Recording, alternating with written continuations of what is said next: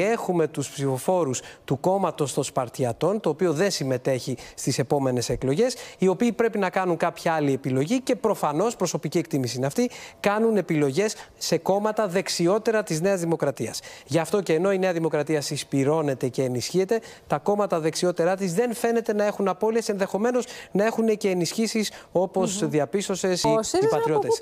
1,2 πατριώτες, άλλο 2,8%. Πριν από μία μόλις εβδομάδα, ο Ηλίας Κασιδιάρης δήλωσε πως θα ψηφίσει πατριώτες και σήμερα το κόμμα καλπάζει στις δημοσκοπήσεις. Μένουν 20 μέρες για να κάνουμε την μεγάλη έκπληξη και όλο το σύστημα να παραμιλάει. 6,7 πατριώτες.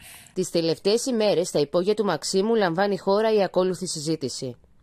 Αν οι πατριώτες περάσουν το 3% και αν ο Γιώτης που εκπροσωπεί την παράταξη Κασιδιάρη στον Δήμο Αθηναίων εκλεγεί ευρωβουλευτής, τότε δημιουργείται μεγάλος κίνδυνος μαζικής απώλειας ψήφου στα δεξιά της κυβέρνησης.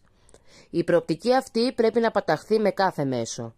Η κυβέρνηση φοβάται την πολιτική επιρροή του Ηλία Κασιδιάρη και προσπαθεί να την περιορίσει με αθέμητες κινήσεις πανικού. Την ίδια ώρα έχει απεμπολίσει τα εθνικά μας δίκαια και γελιοποιείται καθημερινά από αδύναμα κρατήδια της Βαλκανικής. Σκοπιανοί καπηλεύονται το όνομα της Μακεδονίας και οι Αλβανοί οργανώνουν σοβινιστικές φιέστες στην πρωτεύουσα της Ελλάδος.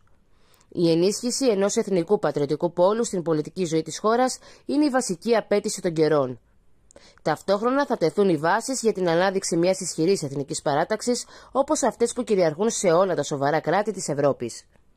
Θέλοντας και ζητώντας από το Δήμο, μια και δεν υπάρχει κυβέρνηση να ασχοληθεί με τη χώρα, να βγάλει ένα ψήφισμα κατά του Έντι Ραμ που δυσοδομούσε χθες και προχθές στην πρωτεύουσα, που είπε ότι η Ελλάδα ανήκει στους Αλβανούς όσο και στους Έλληνες, άκουσον, και κατά της Προέδρου της Δημοκρατίας των Σκοπίων, η οποία αποκάλεσε τα Σκόπια Μακεδονία, καταστρατηγώντας την συνθήκη των Πρεσπών, την οποία συνθήκη των Πρεσπών, αν υπήρχε κυβέρνηση εθνική και ελληνική, την οποία ευελπιστούμε να έχουμε σύντομα, θα είχε μονομερώς καταργήσει τη συνθήκη των Πρεσπών.